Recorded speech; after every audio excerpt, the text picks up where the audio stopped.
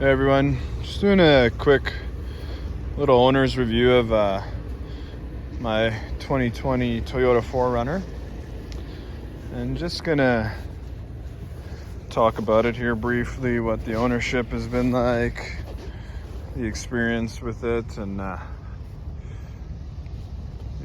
how the 4Runner's held up over the last almost 3 years. And just to start off, when we first purchased the 4Runner, it had these windshield moldings here. Used to, when you drive it, it would make like a static noise when you'd go highway speeds. And anyways, that used to be a little bit of a problem because it was brand new and it was making these static noises, probably going like 80 to 100 kilometers an hour. Wouldn't always happen, but it would come and go. And anyways, I wanted it repaired, and the 4Runner at the time had a few chips in the windshield. It has nothing now, but at the time it did, and it had a few chips or cracks that I had repaired without them cracking or anything like very large. But the dealership didn't want to. They wanted me to pay the full replacement cost for a new windshield to fix that. So anyways, I kind of had to go up the chain of command there to dealership and explain why I shouldn't, that I would never expect a windshield to be under warranty, but it's not, and I'm not asking them to replace the windshield, but they said it needed to be replaced because of safety reasons, even though it was just small little chips in the windshield that to the dealer compromised the integrity of the 4Runner. And so anyways, it had to be, in their opinion, it had to be fully replaced, the windshield. And in order to do that, was going to cost me about $500 Canadian, because it was a new windshield that had the camera and all that safety features and stuff. So I talked with them. I ended up just saying that it's not my responsibility. It's not my fault that these windshield moldings in the 4Runner are broken from the dealership or from the factory. And so they agreed with me afterwards, and then they agreed to cover the costs. And that's been the only issue with this 4Runner. After, how many kilometers now does it have? It has 52,328. So it's kind of low, not bad. Kind of lower mileage for how long we've had it. We do use it as like a family hauler. So forgive the mess back there, but we got dogs and a kid, and it's my wife's daily primary. And we went with an off-road premium because we knew that we weren't really going to be using this as a hardcore off-roader or anything like that.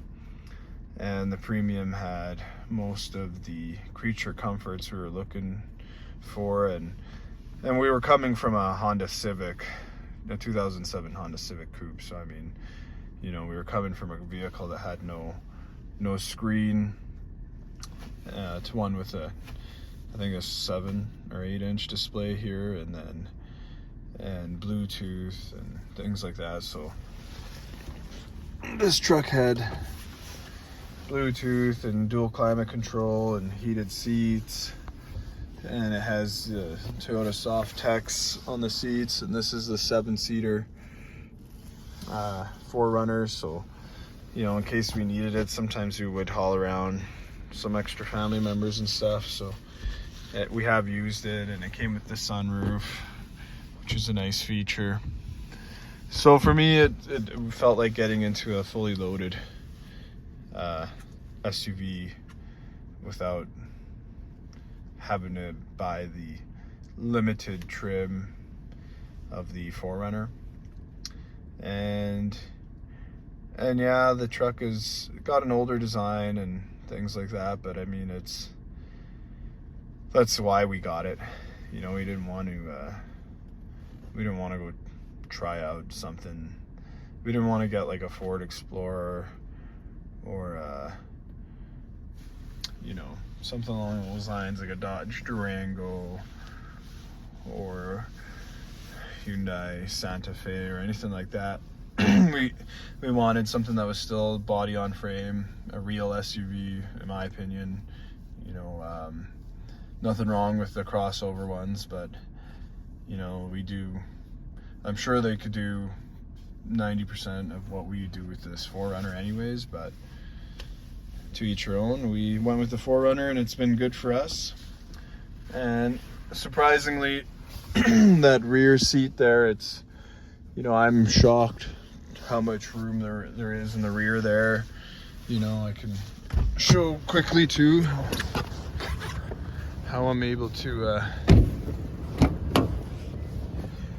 get in and out. And I mean, just quickly, I'll show you this. This is a WeatherTech floor mat in the back, and this is that roll up I'm talking about. I mean, it's not the end of the world, but when I got them, they were a little more flush, but then over time they just kind of roll up on the edges. I mean, they still function great, but just in case you're wondering.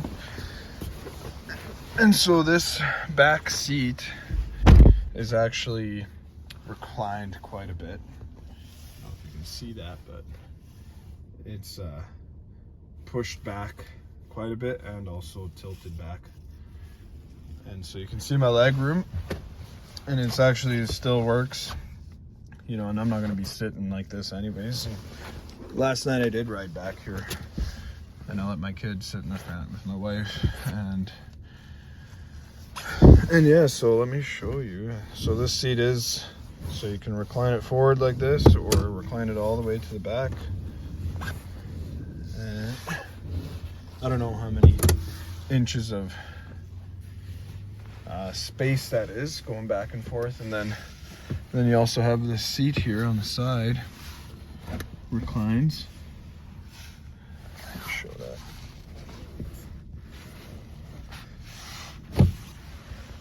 And I'll try to show that over here too if I can. So that's kind of normal.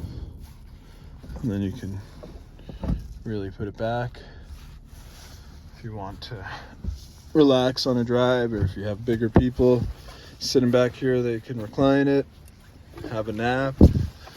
Here's the cup holders, the armrest. It's actually really pretty comfortable armrest. And I think maybe Toyota has changed the layout of this cup holder on the newer 4Runners, but anyways, just thought I'd show that quick. 4Runner's been good. I've actually taken this 4Runner off-road on my birthday last year. I didn't take any footage then, but it was during the winter and it was snowy, and there was a lot of like four-wheelers out there and side-by-sides, quads and dirt bikes, people, you know, playing with their toys. And I was the only smart person there, which is questionable, in our family's 4Runner, and we had no issues driving through any of that with this non-TRD 4Runner. This just has the 4-wheel drive, 4 high, 4 low, and that's it. And it's got A-track. I've never used A-track. I've never used the downhill assist control. I'm honestly not one for those kinds of toys. The only thing I've ever used is the rear locking diff on my Tundra one time when I drove up a really steep hill. And even then, I think I could have made it up that hill without the locking diff. You know, I don't really, personally, like, I could pass on the multi-terrain select or all those kinds of things. You know, that's just my opinion, how I like to off-road. When I off-road, I like to just I like to feel it for myself and use the pedal, the gas, and brake and stuff. And honestly, I get tired of watching reviews where reviewers, you know, at least they're taking them out, but they take them out there, and instead of just wheeling it and trying to off-road it on their own, they use all the gadgets that come with the trucks, and that's fine. But sometimes it's just good to see how the manufacturers, how they build their vehicles to operate just in four-wheel drive, you know, like just hitting the gas and hitting the brake and seeing how they really operate without computer controls and things like that. I mean, I don't really like using that equipment when I off-road. I mean, but to each their own. It's nice to have, I suppose. But I feel like I could save some money on the purchase price of the vehicle if I didn't have that extra computer equipment or whatever it is. I would rather just have 4 low, 4 high, and a locker. You know, I don't need multi-terrain select and this kind of stuff.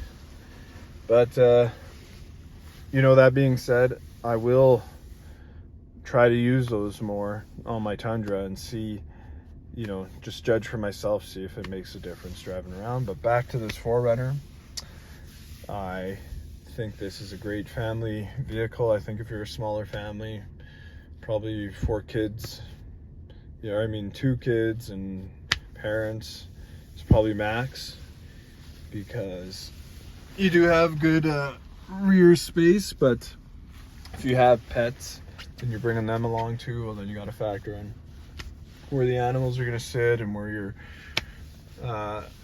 your baggage and stuff is going to be, whatever you're hauling with you. And I know this truck tows 5,000 pounds, and I know it's, you know, J2 807 certified or whatever, and and I have towed with it before. It does a pretty good job towing. I mean, it's no Tundra or Ram or whatever, but it does a good job for the size it is. And of course it squats somewhat because it is a smaller truck, but it has a fairly decent payload. I'll show you that. I think it's pretty decent for considering it's a smaller SUV. It's really, I think it's only a few hundred pounds off my Tundra. So yeah, there's the 1,165 pounds. So I think my 21 Tundra was 1,200 and something, or so, and now my 2022 is 1,400 pounds. So when you look at that, you see that it's really not that bad for what this is. And yeah, so there's a review on our 4Runner. I mean, I'm curious to see what Toyota comes out with in the future for the 4Runner. I'm curious to see if they give more storage space, things like that. But it's pretty good considering how small it is and how it can get you from point A to point B. And I just love the sound of this 4-liter V6. It's the best, you know. It's good. It's sad that they're gonna get rid of that, but you know, I guess it's progress, right? So, but I love the way it sounds when you start it up or when you hit on the gas. And I am curious to see what Toyota comes out with. I really don't think that I don't think they want to jeopardize the sale or reputation of the 4Runner. So I think whatever they're doing to it's probably going to be pretty good. And I mean, that's that noise I'm talking about. You hear that? My Tundra used to make that noise too, and that's what I miss. That's what I loved about Toyotas, and that's truly what I miss with my current Tundra. I wish it still had that sound there, that deep grunt there. But anyways, I got what I got now, and at least I still have it with the 4Runner when I drive it from time to time.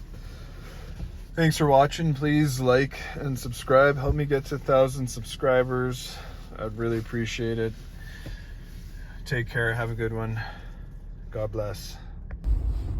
Something else I didn't really go over was the visibility out of this truck. It's phenomenal. It's actually really good, impressive, and also the climate controls, like they are.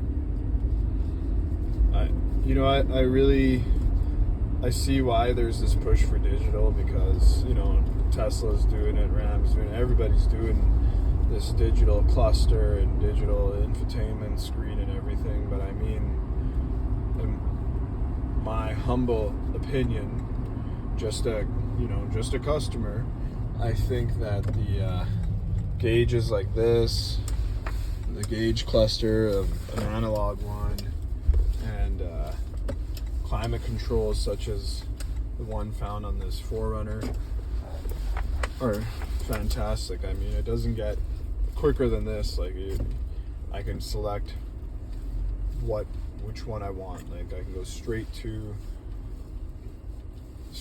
the feature I want. If I wanted to blow on my feet, I click feet, or I want to blow to my chest, you just select it and go. And I mean, these dials too, I miss this so much for my 21, because it's super fast. And something else I also miss about my 21 Tundra too is this display. I really liked how my 21 had these buttons on the side.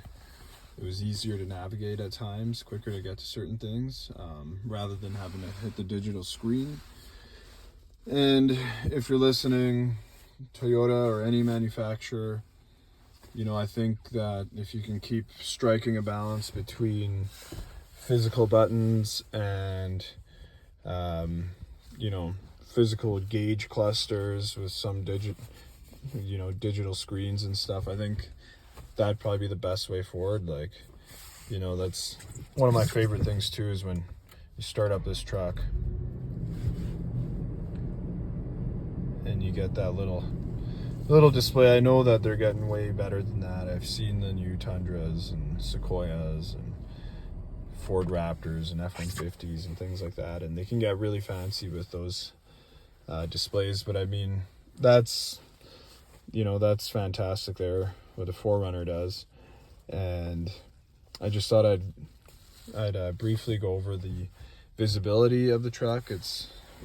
Your visibility from the driver's seat is great, and that's that. The seat's a little low on this one, and that's the way my wife likes to keep it, so I try to keep it the way she likes it. And like I mentioned, using the climate control functions on this 4Runner is very simple, very it's concise, and that's the way it should be when you're driving. You just look down, select what you want.